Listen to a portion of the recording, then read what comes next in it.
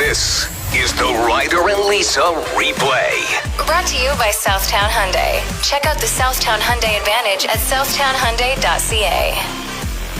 So Lisa and I always have ridiculous wagers that we make, and somebody always ends up embarrassed, like when I had to have pink eyelashes on my car's headlights for a month, or when I had... And then we got the listeners to decide what should be on his bumper sticker, and it said honk if you're horny with two geese. That was great. That was super embarrassing too. You've had to do some strange things as well. So yesterday we just had the winner of Nostalgia Off got access to the loser's Facebook and could write anything they wanted. Yeah.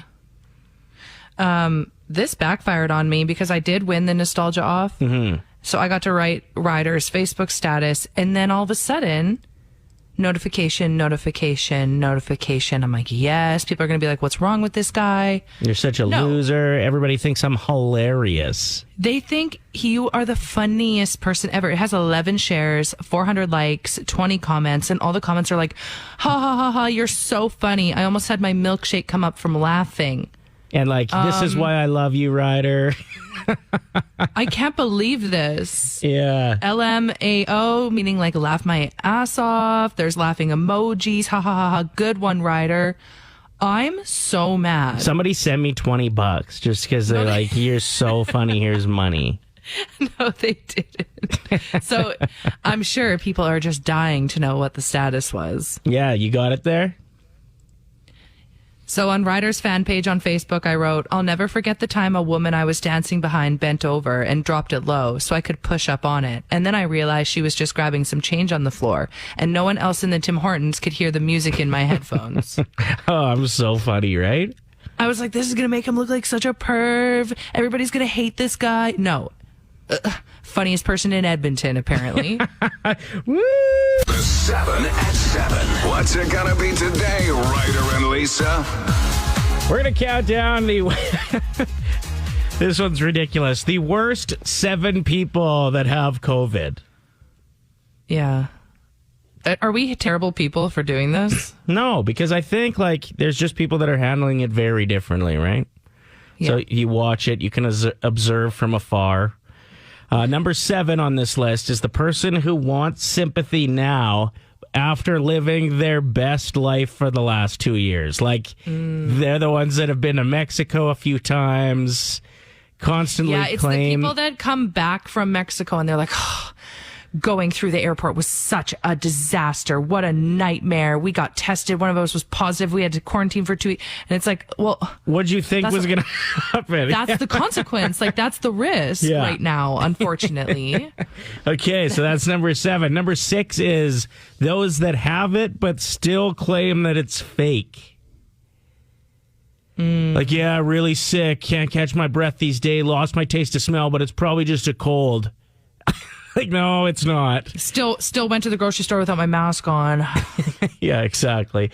We've got number 5 for the top 7 worst people with COVID is the safety flexer, but still What's got that? it. So that's like bragging about how careful you've been, but that you still have it. Yeah, you're actually That's me. You're on this list a few times, Lise.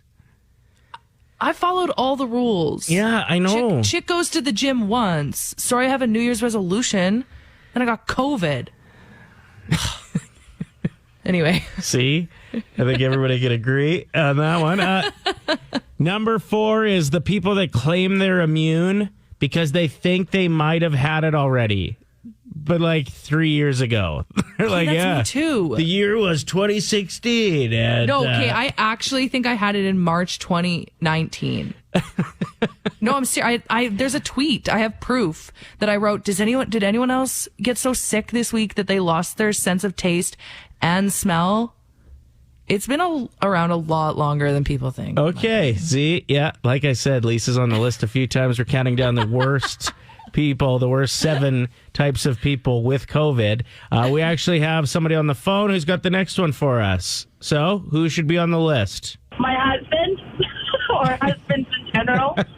Okay, how does his reaction compare to like a man cold? Just as bad. Just as bad, and that puts him on the list, does it? Yes, it definitely does. Okay. He was horrible having it. My daughter was completely fine, but he was just dramatic. Okay, thank you. We're putting it on the list. Thank you. We got a text saying, taste of smell. That's what you said, Ryder. I'm confused. Okay, thanks for calling me out. See, we should have that as an honorable mention. People that are know-it-alls when it comes to COVID. No. I do think it's funny that husbands isn't number one on this list, considering how many people have texted in saying, my husband is hands down the worst. Husbands with COVID are the biggest babies, LOL. Cute. Okay, number 2. This one's you. What, again? Yeah. Those that are not that sick, but still super needy. Okay, I'm sorry that I can't venture into the kitchen and touch everything. You have to deliver me food. That's just the way she goes. I think you're still allowed to walk the dog, though, and I've had to do that. No, you can't go outside. You can't go outside. Can't go outside. See? I don't think so. Also, with that one, like posting updates, even though the updates are that they're still fine. Okay, I think I'm on day 5 now, and I will say I'm very short of breath. Okay. Yeah, like this is a serious thing. Listen to me inhale. Ready? Mm-hmm. Hold on. Like, what is that? That sounded pretty normal. All right, and number 1, the worst types of people with COVID is the test positive but continue to go on their way. Like the going as far as getting fake tests that say that they're negative to do things. I've heard that happening. Like, you're a trash person. You have no respect for our healthcare workers, the vulnerable, or anyone but yourself. You suck. Okay. That felt good. Talking about how much of an inconvenience it would be for those that traveled to Las Vegas and paid way too much to get a ticket to go see Adele, and then she's had to postpone her shows. And it's because of COVID and how complicated it was to try to get the production up and running. Because they couldn't have people at work. They'd lose people that were like the director of this or whatever. I just read a tweet Yeah. that said, people paid $12,000 for an Adele ticket in a pandemic and they're mad the show got canceled. Can't blame anyone but yourself, babe. And it's a top tweet. That's so mean. Yeah, I'd be really frustrated if I read that. Oh my gosh. Because like we're at this point where we know how serious this is, but like eventually you hope that we see the end of it and you want to have something planned. So like people that booked their Adele tickets in September were probably thinking like, yeah, we'll probably be out of this by now. You know what I mean? Like, we're looking at doing something in the summer, traveling, and like, what do? If you don't book, you're not going to get, the spot you want or the tickets that you want. I can see how it's pretty frustrating, but yeah, I'm just reading another tweet. Why couldn't Adele do like an MTV unplugged version of her show? Like, people are pissed. They traveled to see you and you're going to cancel the day before. Yeah, not very many people are being understanding. In fact, all the comments underneath are like, it's okay, underneath her Instagram video, but guaranteed none of those people bought tickets. yeah, that's really true. Yeah, if you were in Vegas, I guess, if you got your money back, think how frustrating it would be if you went and they're like, yeah, it's postponed. We'll let you know when your tickets are valid again. And you're like, well, I have to fly back to Vegas?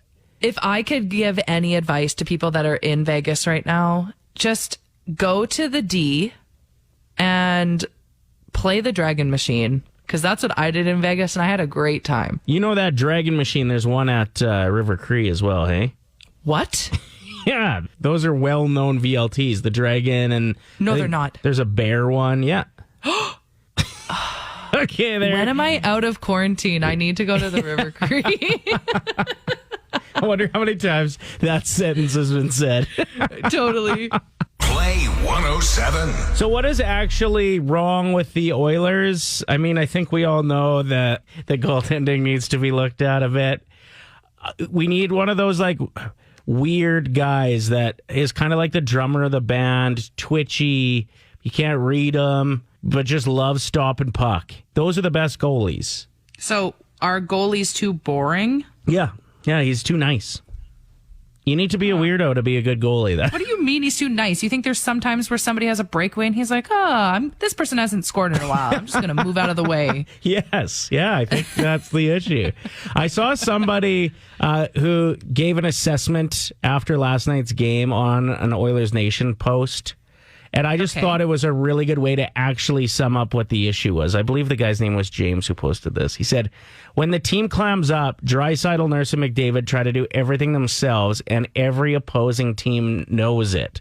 There's no element of surprise for the opposition, no speed, because everything's reduced to 2 or 3 players to be concerned with. This upsets the entire team tempo and synchronization. And it's true. You get the other guys on who are just keep looking at McDavid like, can you walk through 5 guys and get us a goal, please? Instead of realizing they're good enough that they made the NHL. Yeah, you made the NHL. Like, you're a stud. I feel like I would lose confidence beside him, though. Yeah, you know what? Like, he's that good. And in other sports, that's okay, because like Tom Brady, absolute GOAT. But he's throwing you the ball. All you got to do is catch it. You know what I mean? I have an idea. Okay.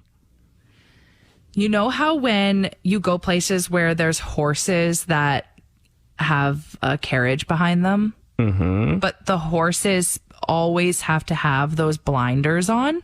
Yes. Because if they can see something to each side of them, it'll spook them. Okay.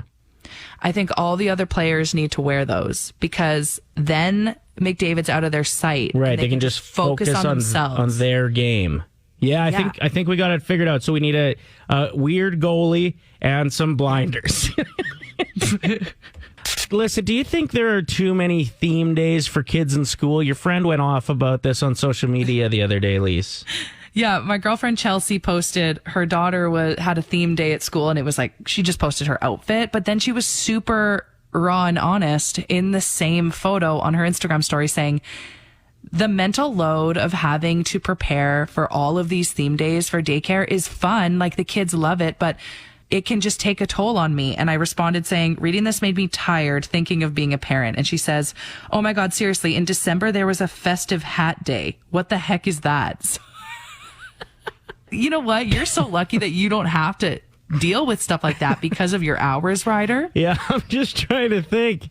Like, festive hat day, that's really specific. It's so funny. Alex wrote in saying, I don't mind theme days at daycare, but when it involves having to buy a new shirt for that day, that's when I start to get annoyed. I don't want her to feel left out. But geez, I already spend enough on daycare. Yeah, that's such fair. a valid point, Alex. Good morning, Play 107. Good morning, guys. How you doing? It's Gerald. Hey, Gerald, what's up? Hey, we had those days at school too, theme days, right? Yeah. You had either the right-handed strap day or the left-handed strap day.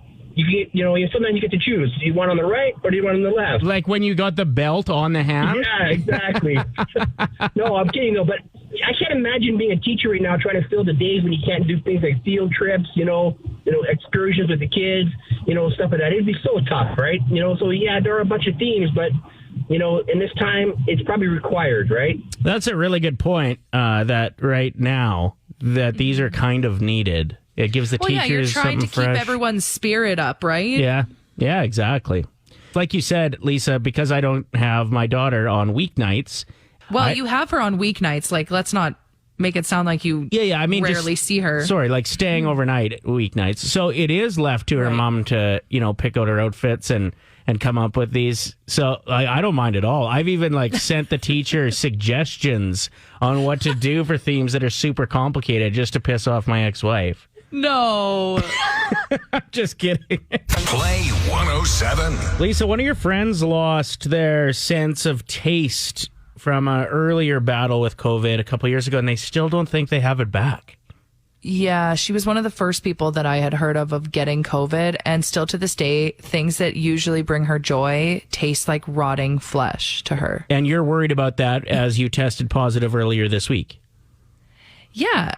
So I'm doing the show from home. I'm feeling okay. Like, today's the first day. What am I on, day 5? That I'm feeling like really gassed, like trying to walk. Like really gassy, did you mean to say? No. Oh. That was the first day. No, but I have been worried about being unable to taste things. So I've just been eating like a queen. Just getting it in before your taste buds are shot. Yeah, and then I don't know if that's going to be a symptom for me, so I'm just eating terrible, which is not good because I need to be having nutritious foods now more than ever. But instead, I'm eating like bags of candy, bags of chips. I had some pie yesterday, but it was the aftertaste of the pie that did concern me. It almost had like a metal taste to it, and that's what one of my girlfriends said was the case for her. Her favorite thing to do ever is to drink red wine, and she said it tastes like metal blood. Still. Okay. I know. So Not fun. how many like calories do you think you're throwing back in a day lately? I don't think I've ever been in a worse like calories in, calories out. Really? The most walking I do is down the hallway. I'll pace back and forth. The other day I did 4 squats and then I was tired. And celebrated your great workout with? A bag of Harvest Cheddar Sun chips. Ryder and Lisa. Brought to you by Southtown Hyundai. Play